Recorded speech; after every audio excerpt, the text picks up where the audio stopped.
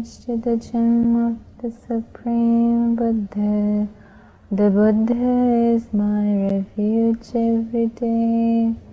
My homage to the gem of the Supreme Dhamma. The Dhamma is my refuge every day. My homage to the gem of the Supreme Sangha. The Sangha is my refuge every day. My homage to the Supreme Triple Gem. The Triple Gem is my refuge every day. Namo Buddhaya. Meritorious devotees, our great teacher, the Supreme Buddha, was born into this world for one reason, and that reason is to help these helpless beings that travel in this samsara to become free from this long journey of birth and death. As you know, all beings who have been born into this world have to face certain truths in life. That is, if we were born into this world, without a doubt, we all have to age, little by little. When our childhood ends, we turn into youth, and when our youth ends, we become middle-aged, and then little by little, when that time goes by, we grow old.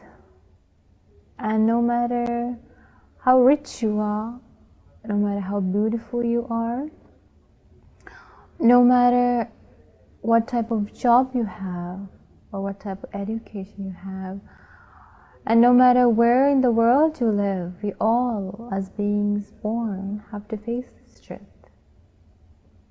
Little by little we age, and we cannot run away from this truth. Little by little we age, we fall ill, and we die. And the reality is, when we have to face this truth, we all become helpless.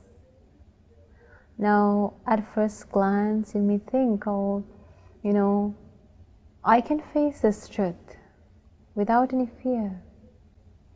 But when you actually are in that situation, you'll realize, unless you have the guidance of someone who has actually become fearless, that is our great teacher, the Supreme Buddha, if you don't have the guidance of such a person, in such a situation, you definitely become helpless.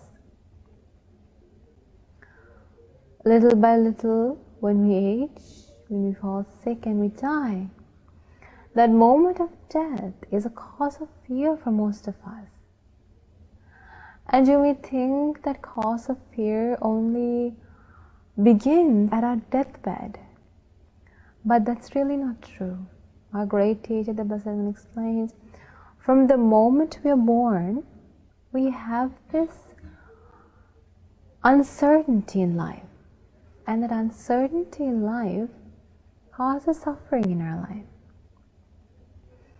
Now, if you look into your own lives, think of a time where you got a fatal disease. Now, the moment you get the symptoms of such disease, the first feeling you get is fear. And what's the cause of that fear? You fear because you think if you get that disease, you may die. Is that right? And so you have this certain feeling of uncertainty in life, and that feeling is what causes suffering in life. The reason being, as human beings, as all beings in this world, we want to live. If we can live at least 1 minute longer, at our deathbed, we would want it. So then you must realize then, death is something that we fear. So today we're going to learn a beautiful sutta where our great teacher's amazing wisdom, the Supreme Buddha's sharp wisdom, can be seen. You can see through this sutta what a broad knowledge the Supreme Buddha has even about such a small topic. This sutta is known as the Janussoni Sutta, and it's found in the 4th part of the Anguttara Nikaya of the Pali Canon. Now, during the time, a certain Brahmin named Janussoni approached the Blessed One and exchanged greetings with him, venerated the Blessed One, and sat to one side. Then, sitting to one side, he said to the Blessed One, Master Gautama. Now here you can see he does not address the Supreme Buddha as Bhante or Venerable Sir, but rather he says Master Gautama. Now in the Pali Canon, a person addresses a great teacher as Master Gautama if he is someone of another religion. Master Gautama is simply a way of address. There's not much respect and faith in it, confidence in it. It's simply a way of addressing. So as you can see then, he's a Brahmin, and so he doesn't have a good knowledge of the Dhamma. He doesn't have any confidence in the Triple Gem. So that's why he addresses the Blessed One as Master Gautama. So he's saying, Master Gautama, I hold the thesis and view that there is no one subject to death who is not frightened and terrified of death. What is he saying? He's saying, Master Gautama, this is how I feel. I hold the view, my point of view, I think that there is no one in this world who is not frightened of death. Now at first glance, most people I think would agree with this. They would think that everyone at deathbed fears, becomes afraid. And this is the same view that he holds as well. He's saying, I think that there's no one in this world who is subject to death, who is not frightened and terrified of death. Now when he says this, our great teacher, the Supreme Buddha, explains, Brahmin, there are those subject to death that are frightened and terrified of death. But there are also those subject to death that are not frightened and terrified of death. So what is our great teacher saying? When Janussoni says that everyone in the world, when they die, when they're in the deathbed, everyone gets scared, the Supreme Buddha says otherwise. The Supreme Buddha says, no, not everyone fears, not everyone is terrified of death. Some people fear death, but there's another group of people who do not fear death. The Supreme Buddha explains, and Brahmin, who are those subject to death that are frightened and terrified of death? So what is the Supreme Buddha first explaining here? The Supreme Buddha is explaining what type of people who are subject to death are actually frightened and terrified of death. The Supreme Buddha explains, here someone is not devoid of lust, desire, affection, thirst, passion, and craving for sensual pleasures. When he incurs a severe debilitating illness, so that means when he falls sick, who falls sick? A person who has lust, who has desire, affection, thirst, passion and craving for sensual pleasures. Now here, what sensual pleasures here means, sensual pleasures here means wife and children. They belong to they're sensual pleasures. Wife and children, and your home, your vehicle. So here what the Supreme Buddha is saying is, those who are attached, those who crave, those who have lust and passion for these things. So those who are attached to wife and children, your house, your home, your vehicles, your land, all those things that you own, that's what's known as sensual pleasures. So things that give you, that please your senses. For example, when you see your children, when you see your wife, when you see your home, when you see your vehicle, when you see the land you own, so all of those things pleases your senses, don't they? So that's why they're known as sensual pleasures. So the Supreme Buddha is saying here, if someone is attached, crave, has passion for, has a thirst for sensual pleasures, and when he incurs a severe debilitating illness, that means when he falls sick, when he falls sick, he thinks, alas, the sensual pleasures dear to me will leave me, and I will have to leave those sensual pleasures. He sorrows, languishes, laments, he weeps, beating his breast, and becomes confused. This is one subject to death, who is frightened and terrified of death. So, who is the first type of person who is afraid of death? A person who is attached to sensual pleasures. That means your wife and children, your home, your land, your vehicles, and all those material things, you can say, as a general world. Those who are attached to all those material things, those sensual pleasures, if you attach to them, then at your deathbed, when you fall sick and you're about to die, you get scared. Why do you get scared? Because you know that if you die, you will have to leave your home, the home you built with so much effort.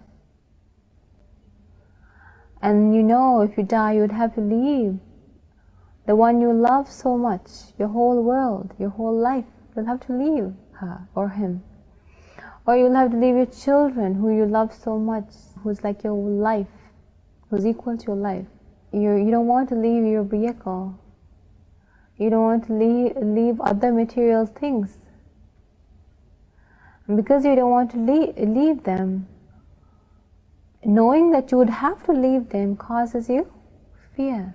Now, when we are discussing this Dhamma, so you must relate it to your own life and ask yourself, am I someone who, if I were to fall sick and I realized that I would have to leave my children, my wife, my home, my vehicle, and other material things I own, would I lament? Would I weep? Would I beat my breast and become confused? Would I feel sorrow? Here the Supreme Buddha is explaining, if you're attached to those sensual pleasures, then without a doubt you will be afraid. You will be scared when facing death.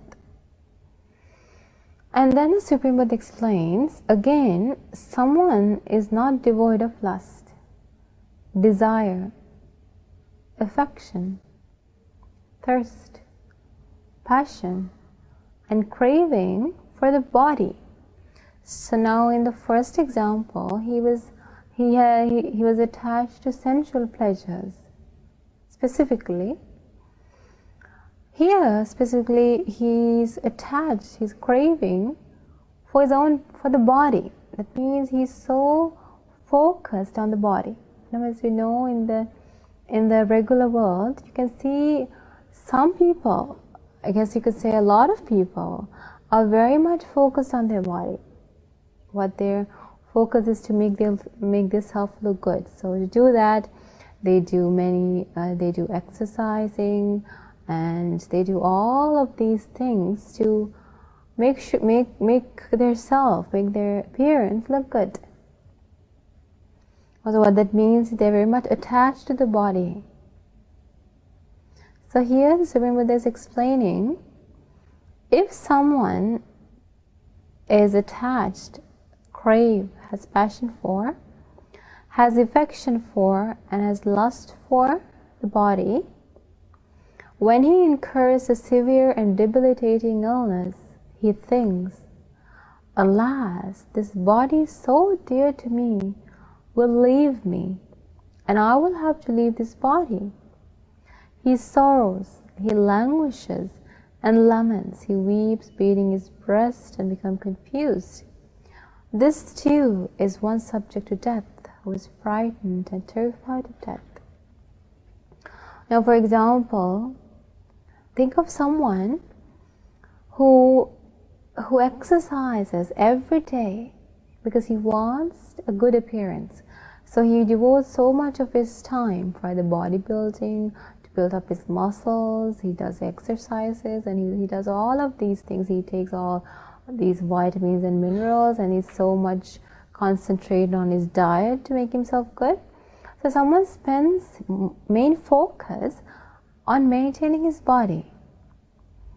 So now he's attached so much to the body, and one day he wakes up in the morning to realize that he cannot even walk. Now, how would that person feel? He realizes that he has been, for example, let's say he has gotten a cancer. Now, what happens when you get a cancer? Your complete body weakens, and you sometimes become like a stick. Now, I want you to think of the mindset of a person who gets cancer. If he was so focused on building up his body, how would he feel when he realizes that he has gotten a fatal illness? His whole world would turn upside down, wouldn't it? What's the reason? The reason being, he cannot let go of his body. He's so attached. That's why he's saying, oh, will my body leave me? Will I have to leave my body? He's scared. He's confused about this question. What's the reason? The reason is he's so much attached to his body. Now I want you to think of, for example, let's say if someone is a model, he or she is so much focused on, if someone is doing modeling, so that person is so much focused on the body. So if such a person gets a fatal illness, if her hair falls out, or his muscles become weaken and thin out, and he becomes like a stick, for example, and his skeleton comes out, how would that person feel? His whole world would be down, wouldn't it? This is what the Supreme Buddha is saying here. If a person does not have the right understanding about this body and is so much attached to this body, then that person on his deathbed would fear death, would lament, would weep, beating his breast, and become confused. So this is the second type of person who would fear death. So far we have talked about two people who would fear death. The first is the one who's attached to, who craves sensual pleasures. The second one is the one who's attached to the body. Next, the Supreme Buddha explains the third type of person who would lament, who would weep, who would sorrow in face of death. the Supreme Buddha explains again, someone has not done what is good and wholesome, or made a shelter for himself, but he has done what is evil, cruel, and defiled.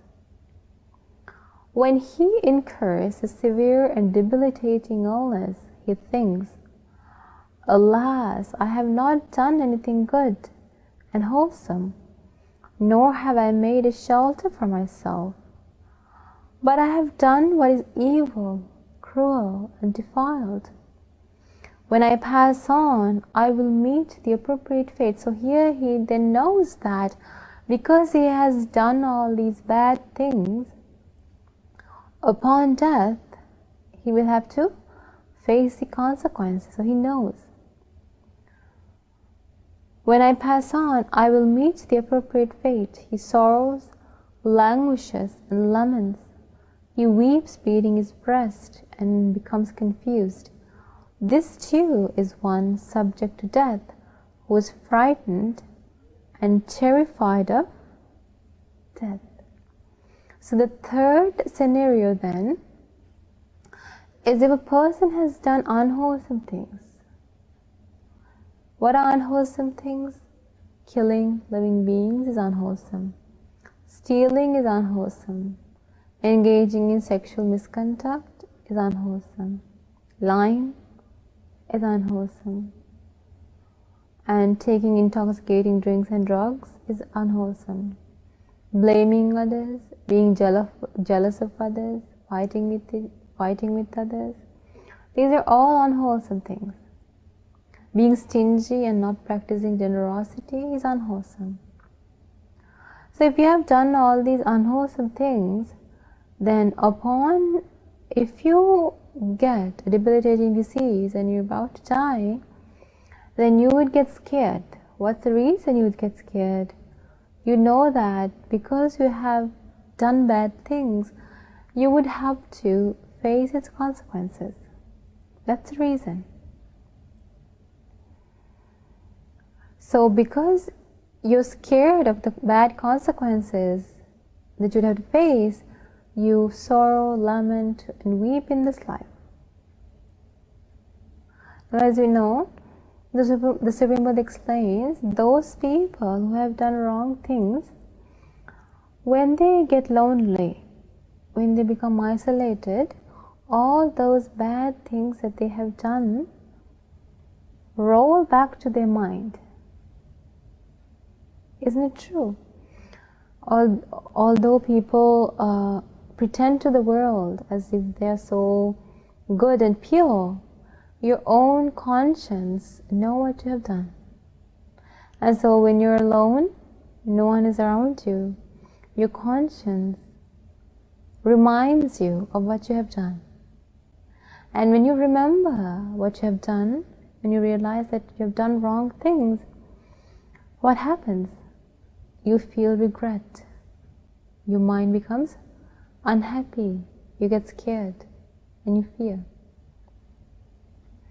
Now, meritorious devotees, during the Supreme Buddha's time, there was a couple. The father's name, or the husband's name, was Nandiya. And he was a very good, noble disciple of the Supreme Buddha. That means he practiced the Dhamma. He was a very generous person. He always gave alms. His house was open to anyone, to recluses and Brahmins and beggars, anyone who would come to his house, he would give. However, his wife was not like that. His wife was the complete opposite. His wife blamed her husband for giving. She was a very stingy person. When beggars came to their house, she would blame them. She would scold them and tell them to get out of the house. She would never give anything to them. So in this way, this couple spent their life, and the wife came closer to dying. Now when she was about to die, what happened was wardens of hell came to take her. Now, these wards of hell didn't take her directly to hell. What they did is they first took her to the heavenly world. They took her to a certain heavenly mansion which was filled with so much comfort and luxury. And when she got there, she asked these two wardens, who does this mansion belong to? And when she asked this question, they replied, this belongs to a person named Nandiya. Now when she heard it, she was very happy. She said, oh, Nandi is my husband. If this is my husband's, then this also belongs to me. So now she is thinking of continuing, maintaining that connection in the human world, in the heavenly world after death.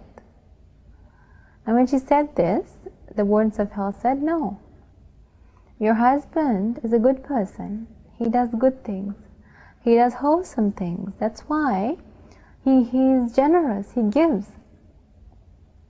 That's why, because of his merit, although he's still in the human world, this heavenly mansion is waiting for him. When he passes away from the human world, he'll be born in the heavenly world. However, you are not like him. You are not a generous person. You are not someone who gave. What you did is you scolded, you blamed beggars when they were coming to you.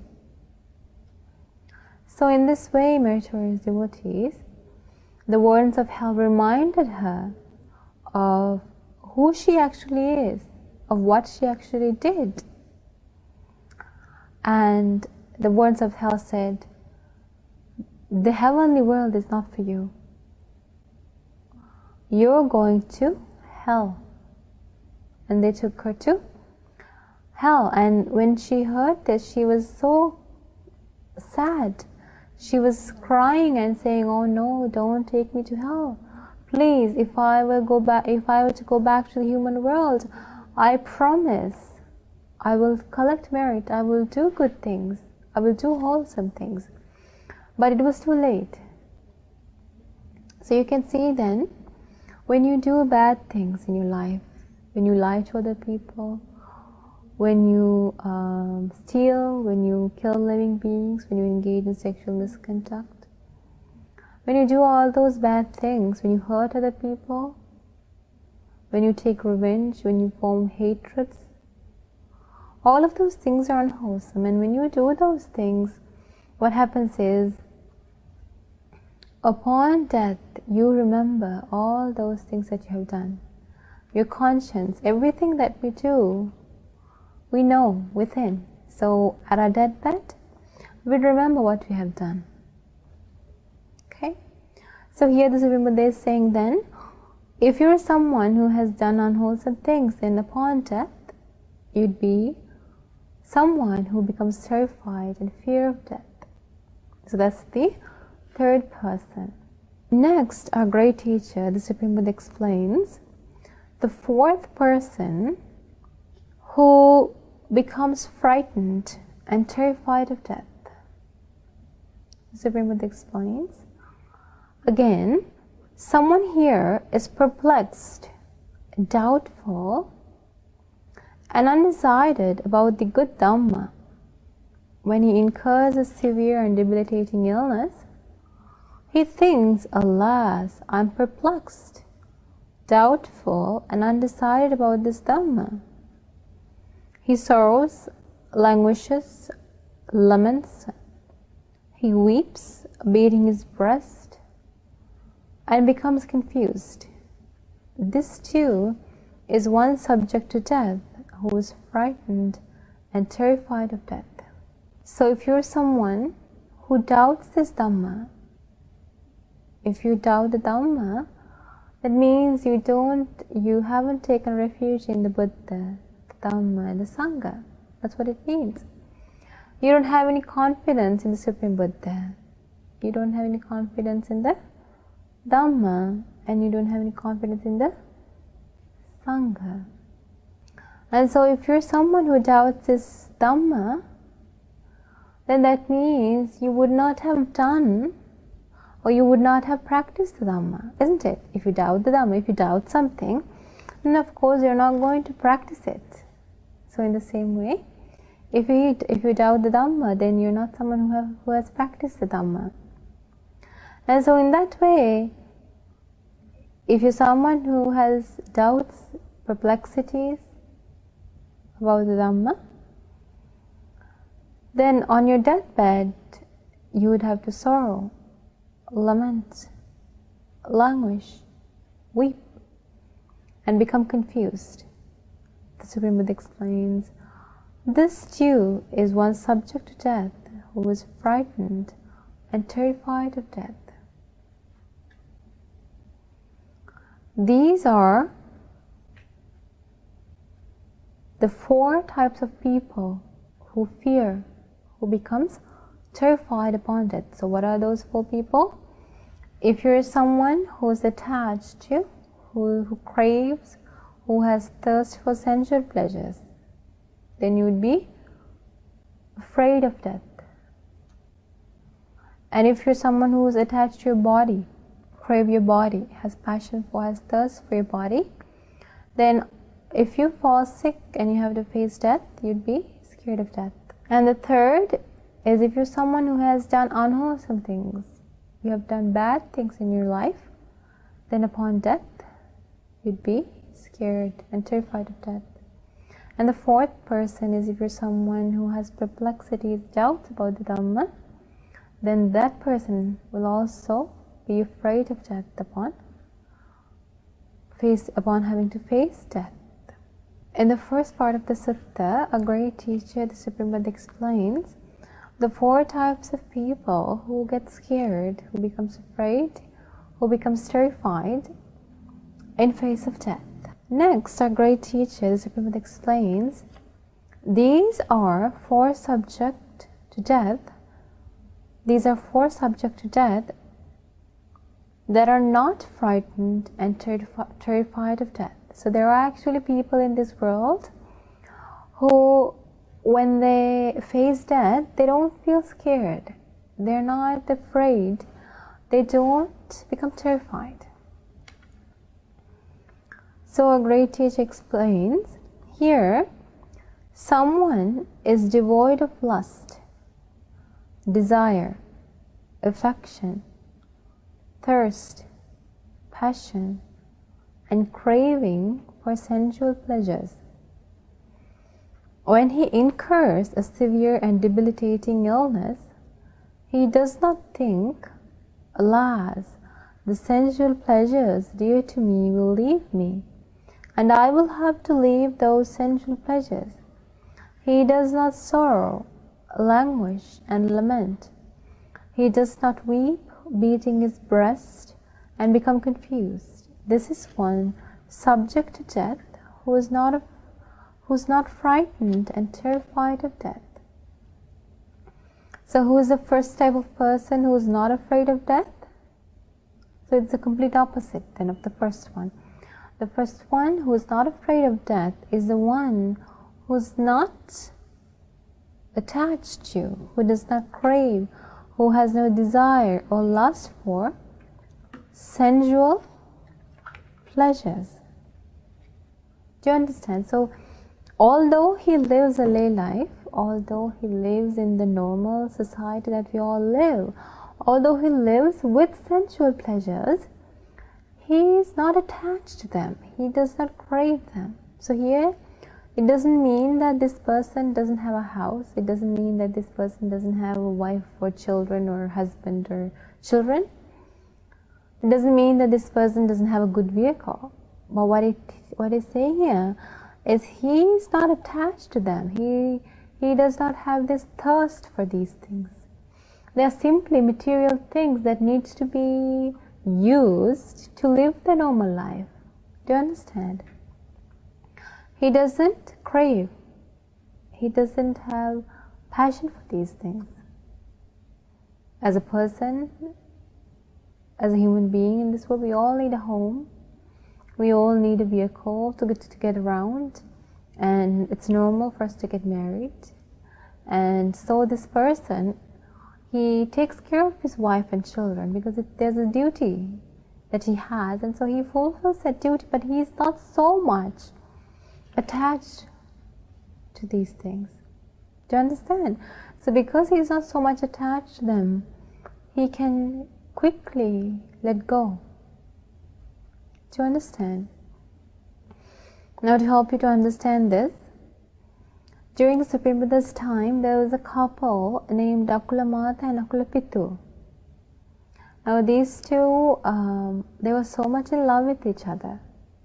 In fact, they came to Supreme Buddha at one time and they said, Venerable Sir, my wife, I married my wife when she was so young, but since the day I got married to her, I haven't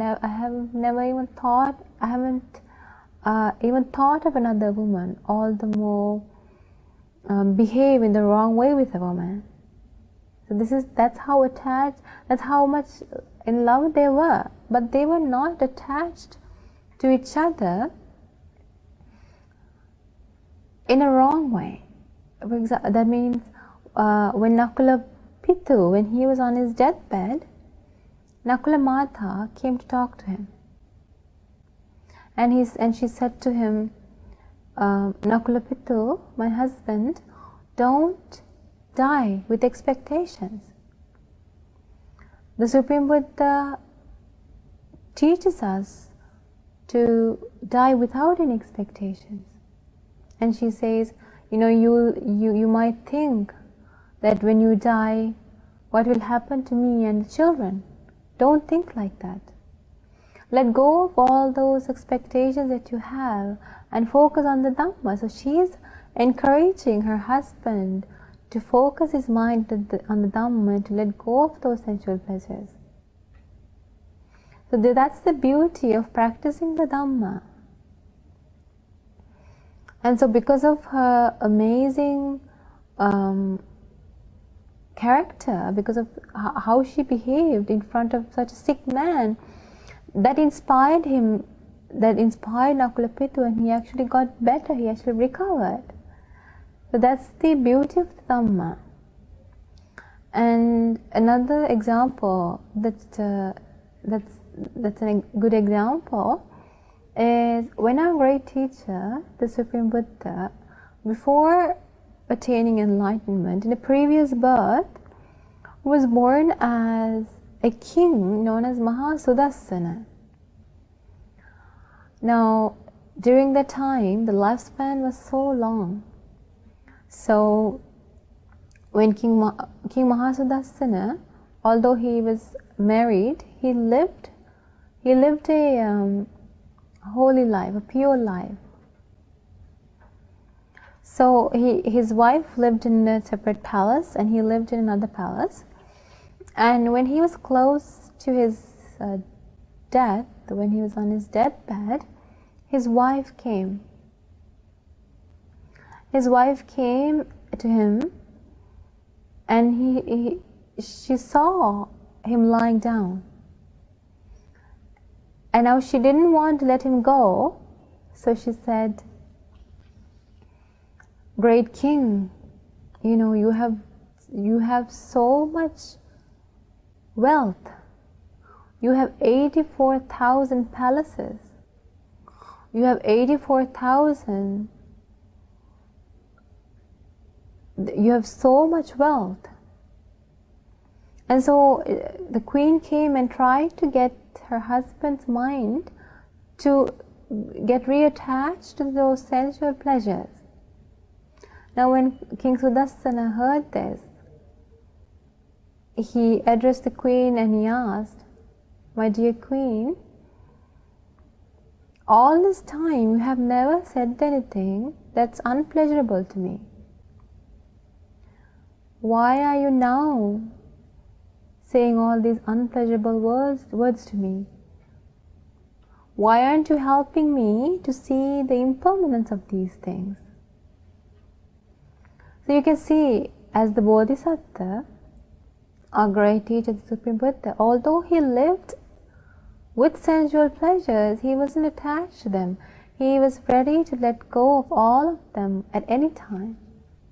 So this is what the Supreme Buddha is explaining here, if you're not attached to sensual pleasures, if we do not crave them, if we don't have any passion for them, then when you fall sick and you have to die, it wouldn't cause you any terror. It wouldn't cause you any fear. And then the Supreme Buddha explains the second person who is not afraid of death. The Supreme Buddha explains, again,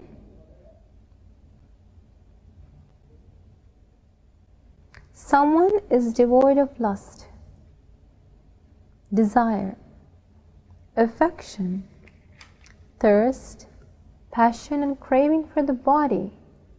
So in the previous section we said he's actually attached to the body, but now here the Supreme Buddha is explaining, if someone is not attached to the body, if someone does not have passion and craving for the body, when he incurs a severe and debilitating illness, he does not think, alas, this body dear to me will leave me, and I will have to leave this body. He does not sorrow, languish, and lament. He does not weep, beating his breast, and become confused. This too is one subject to death, who is not frightened and terrified of death.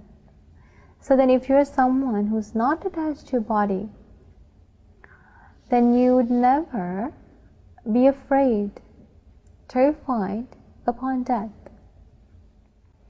Now how can you not be attached to the body? You can only not become attached to this body if you understand the reality of this body.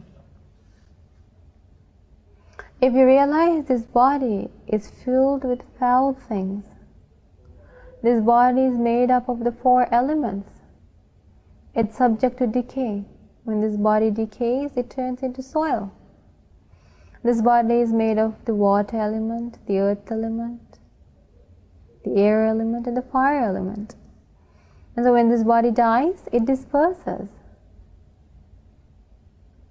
So if you know the reality of this body, if you know this body is impermanent, that you cannot control this body the way you want, that it's subject to change, if you know the reality of this body, then you don't become attached. Now this does not mean you shouldn't exercise, this does not mean you shouldn't wear nice clothes to make your appearance look good. This is not what it means. What it means is you can do all of those things. You can exercise, you can dress nicely, you can live with a good appearance, but you must have the right understanding that this body is impermanent.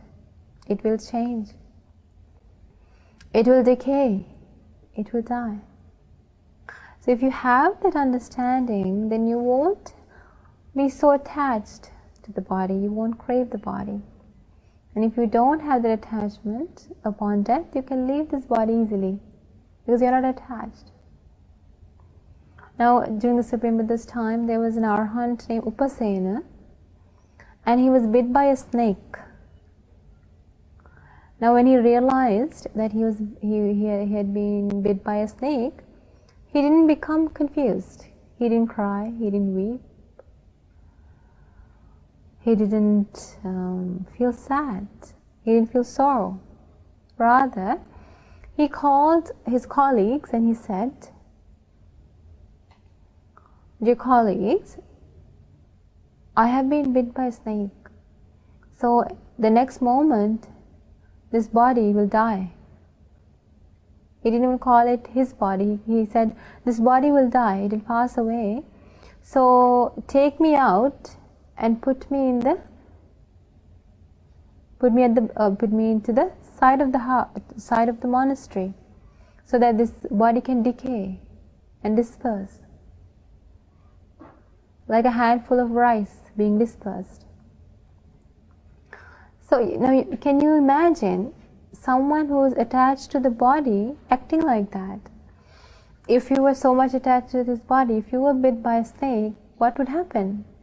You would cry, you would weep, you would lament, you would get confused, you would panic and quickly go and find a doctor to cure yourself because you don't want to die. But you can see an Arahant, the Arahant Venerable Upasena was an Arahant, and so he had completely abandoned all attachments to all things, including the body. That's why he was able to let go of the body so easily, as knowing this body will decay didn't make a difference within him.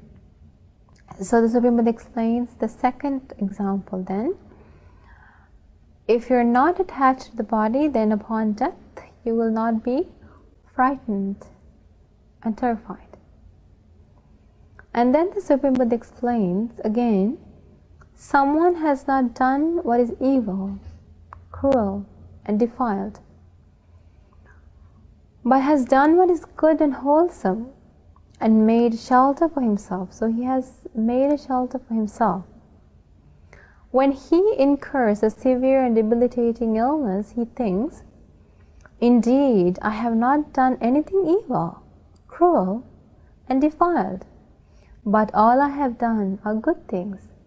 So that means I have done merit, I have collected merit into my life, I haven't done anything wrong, I haven't killed living beings, I have never stolen anything, I never engaged in sexual misconduct, I never lied to anyone, I never got involved in any fraud, I never used any alcoholic drinks or drugs, I wasn't a jealous person, I helped other people, I did good things.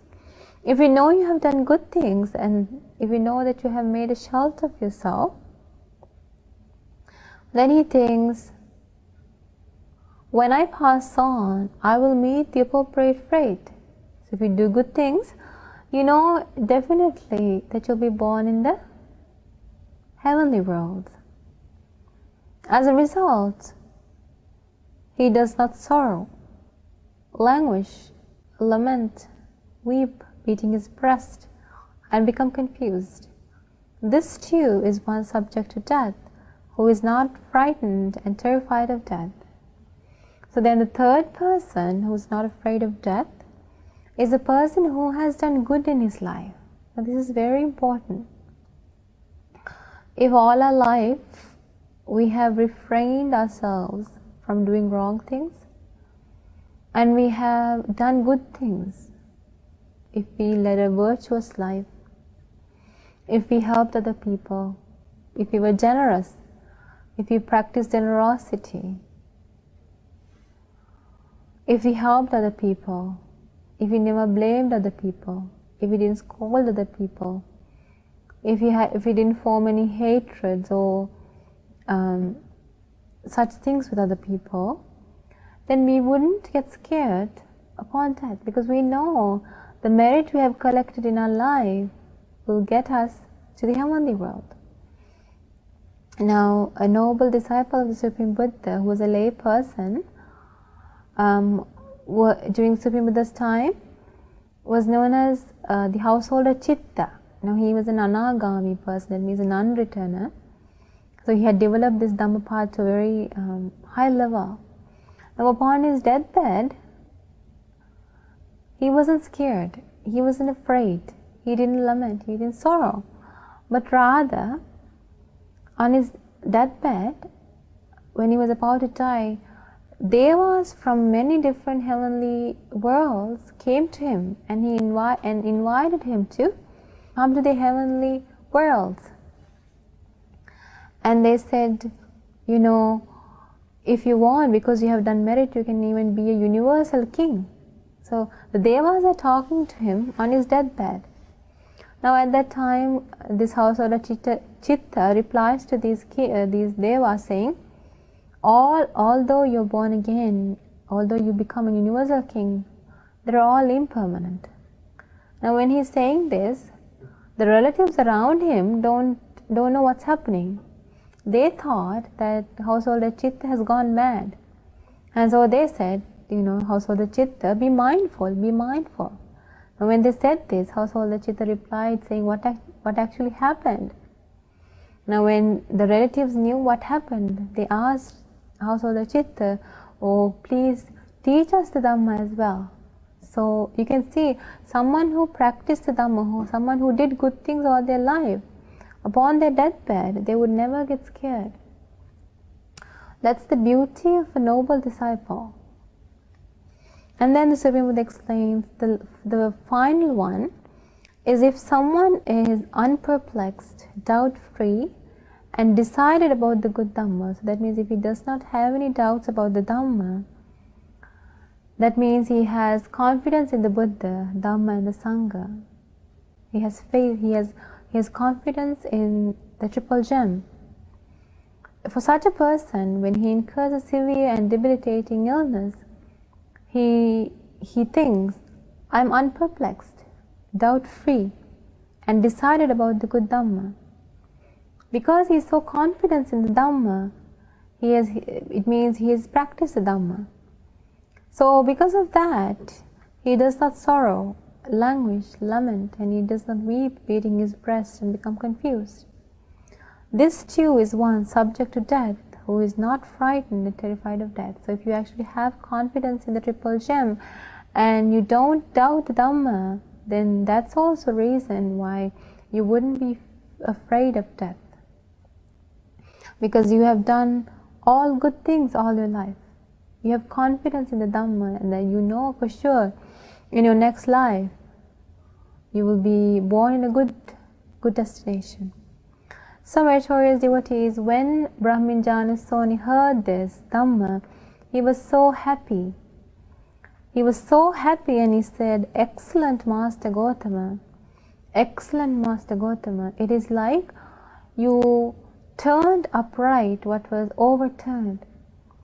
It is like you showed the way to a person who has lost his way.